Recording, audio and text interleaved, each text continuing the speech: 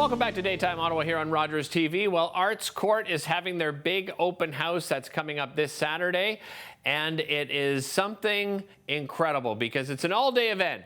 2 p.m. to 2 a.m. There is something for everyone. Here to give us more details on that, I am joined by Rachel Weldon. She is the executive director of Debaser. Rachel, welcome to the show. And so, I just introduced it as Arts Court and their open house, and you're with Debaser, so people at home are wondering, well, wait a minute, what's the connection here? So tell us a little bit about Debaser, first of all, Rachel. Sure, yeah. Debaser is Ottawa's leading independent and underground music presenter. We've existed for almost 10 years. We're celebrating our 10-year next year. And we do all sorts of concerts and arts programming around the city, most notably at the Arts Court. We are one of the we are very much at home at the Arts Court. We do a lot of events here. So it's our honor to help celebrate this open house party on Saturday, June 11th. Why Arts Court, Rachel? Why did you choose that as a venue? It is, it's right downtown, central location, but also it's, I think, a shining example of what a municipal and grassroots organization partnership can look like. Right. It's a city-owned building. It's a heritage, former courthouse. That's why it got the name the Arts Court.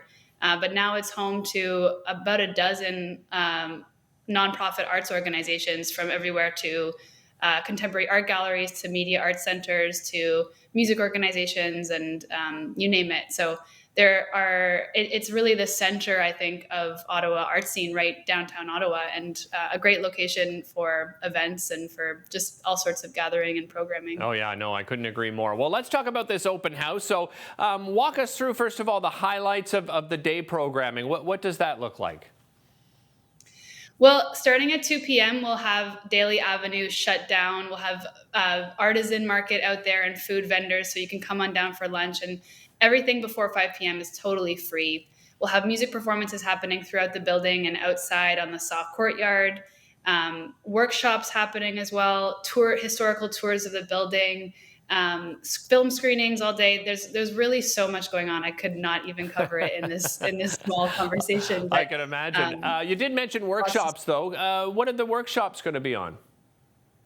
Well, there is one workshop being led by the Ottawa International Animation Festival. It's sort of a do-it-yourself animation workshop. So if anyone at home is interested, I think it's kid-friendly. And learning how to animate, it's come on down. I think that's happening at 3 p.m. Okay. And then as we move into the night program, you're calling that, I believe, Peak. And this is the largest edition of Peak. So why that title? Where did Peak come from? Well, it's PIQUE. So, Yeah. I guess it's sort of like to pique your interest, you could I say. like it. Okay. It's also a bilingual name, and we're in a very bilingual cultural scene, so it felt like an appropriate title for our event series. So yeah, Peak is a quarterly event series. We do it 4 times per year, always at the Arts Court, and it's essentially a building-wide art party. We take over the entire building, animate all the different rooms in this building with live music, installations, dance performances, interactive art. It's just sort of this big art takeover of the building. Nice. I love it. Well, let's break down things a little bit further. So when it comes to music, what sort of styles of music will people see? Quite a lot of different styles, to be honest. We have everything from soul R&B to more jazz and experimental, to new classical and electronic dance music later in the evening. It's really all over the map, but the common element with everything is artists and art forms that are sort of historically underrepresented in the music industry. Right. So that's really our MO at Debaser is to champion and celebrate music that is otherwise not heard maybe on the radio, on the mainstream radio, or not celebrated elsewhere. So if you have an adventurous set of ears, this is the event for you. Nice. I love it. Let's go back to Debaser for just a moment, because you did mention, you big proponents of, sort of this underground music.